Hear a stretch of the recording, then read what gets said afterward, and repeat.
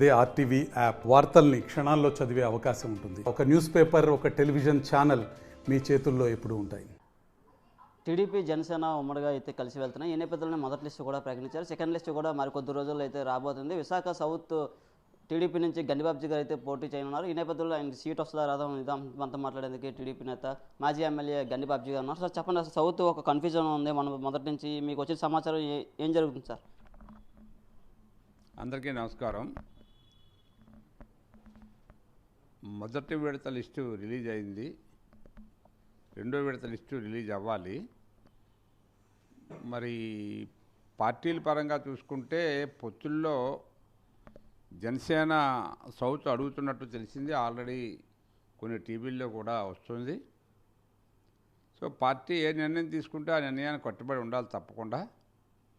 కానీ మేము కోరేది ఏమిటంటే, ఇక్కడ కష్టపడి పనిచేసి డెవలప్ చేసాం. సౌత్ నియోజకవర్గాన్ని ఈరోజు గెలిచే స్థాయికి తీసుకొచ్చాం. సో అది అవకాశం ఉంటే తెలుగుదేశం పార్టీకి కేటాయించాలని కోరుతున్నాం. సో సౌత్ అనేది టీడీపీకి కొంచుకోవడం 3 సార్లుగా అక్కడ గెలిచిన పరిస్థితి ఉంది. అలాగే అక్కడ ఉన్న ఎమ్మెల్యే పార్టీ మారిపోయి అయితే మీరు మొదటి నుంచి కూడా అక్కడికి వచ్చి ప్రతి వార్డు పరిశీలించారు. అసలు చంద్రబాబు కూడా బాగా చేశారని చెప్పారు. అసలు మళ్ళీ తర్వాత దీని ప్రస్తావన ఏం తేలేదా? దానికి ఓకే, అంతా పార్టీ అధ్యక్షులు బాగా చేశారని చెప్పడం జరిగింది. వాళ్ళు లోకేష్ గారు చెప్పారు. బట్ మరి పొత్తుల విషయాల్లో మరి పొత్తులు సక్సెస్ అవ్వాలంటే ఎవరో ఒకరు మరి త్యాగం చేయాల్సిన అవసరం ఉంటుంది అనేది మన అందరికీ తెలిసిన విషయమే. పార్టీ కూడా అదే విషయం చెప్తుంది అందరికీ. బట్ మనం అనేది ఏంటంటే, జనరల్గా కష్టపడి పనిచేసి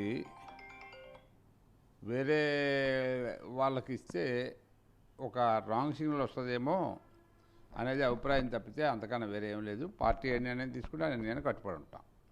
చెప్పండి, ఈ గవర్నమెంట్ని దించడానికి పొత్తులు పెట్టుకుంటున్నాయి. బీజేపీ కూడా వెళ్తుందని అనుకుంటున్నారా? అనుకుంటున్నాం. మరి బీజేపీ ఇంతవరకు మరి బీజేపీ వాళ్ళతో ఇంకా ఎందుకు మరి పొత్తులు మరి మాట్లాడడం అవ్వట్లేదు, తెలియట్లేదు మనకి. ఇంకా అది పెద్దవాళ్ళు తీసుకునే నిర్ణయాలు కాబట్టి మనం దాని మీద ఏం మాట్లాడలేము. ప్రధానంగా ఎన్నికలు ఏ విధంగా ఉండబోతున్నాయి? 24 ఎన్నికల్లో ప్రజలంతా ఎంతో ఆసక్తిగా ఎదురు చూస్తున్నారు. ఎందుకంటే ఇలాంటి ప్రభుత్వాన్ని కూడా ఎప్పుడు మేము చూడలేదని ప్రజలు అనుకుంటున్నారు. అలాగే ప్రతిపక్షాలు కూడా ఆరోపిస్తున్నాయి. ఇది అహంకారపూరితమైన ధనవంతులకి, ఒక అధికార మదోన్మాతంతో విరవీగిన ఒక పార్టీకి, పేదల పక్షాన, బీసీల పక్షాన, అన్ని పక్షాన నిలబడిన తెలుగుదేశం పార్టీ, జనసేన పార్టీ యొక్క దీనికి ఈ పోటీ జరుగుతోంది. ముఖ్యంగా ప్రజలు గమనించాల్సింది ఏంటంటే, ఈ రాష్ట్రంలో కొత్తగా ఏర్పడిన తర్వాత అభివృద్ధి ఎక్కడైతే జరిగిందో అక్కడి నుంచి ఆగిపోయింది తప్పితే ఎక్కడా కూడా అభివృద్ధి జరగలేదు. కేవలం డబ్బులు అప్పులు చేసి బట్టలను నొక్కి విపరీతమైన డబ్బుని అనవసరంగా వేస్ట్ చేస్తున్నారు. సంపద సృష్టి జరగలేదు. రేపు సంపద లేకపోతే మనం ఎట్లా డబ్బులు తెచ్చుకుంటాం? ఈవేళ ఉన్న ఆస్తులన్నింటినీ కూడా తాకట్టు పెట్టి డబ్బులు తెచ్చి బటన్ నొక్కడం అనేది గొప్ప విషయం కాదు. నువ్వు ఈవేళ 7-8 లక్షల కోట్లు అప్పులు చేసావు. మొత్తం టోటల్ అప్పులు 12 లక్షల దాకా ఉంది. నువ్వు కొంత సంపద సృష్టికి వెచ్చించావనుకో, ఆ సంపద మళ్ళీ కొంత సంపదని క్రియేట్ చేస్తుంది.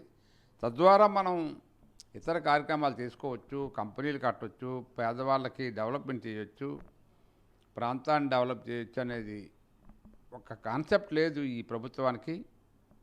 అందుకనే సర్వనాశనం అయిపోయింది ఈ రాష్ట్రం. అన్ని వర్గాలు కూడా పన్నులు లేకుండా దేవుడో మన ఏడుస్తున్నారు. ఎంప్లాయ్మెంట్ లేదు, నిరుద్యోగులకి కూలీ పని చేసుకున్న కూలీ సమయం దొరకట్లేదు, కార్మికులకి సరైన జీతాలు లేవు, ఫ్యాక్టరీలు నట్టడం లేదు, ఈవేళ రైతుకి సరైన గిట్టుబాటు ధరలు రావటం లేదు. ఇవన్నీ ఒక సమస్య కాదు. నువ్వు ఆ రోజు ఏం చెప్పావు?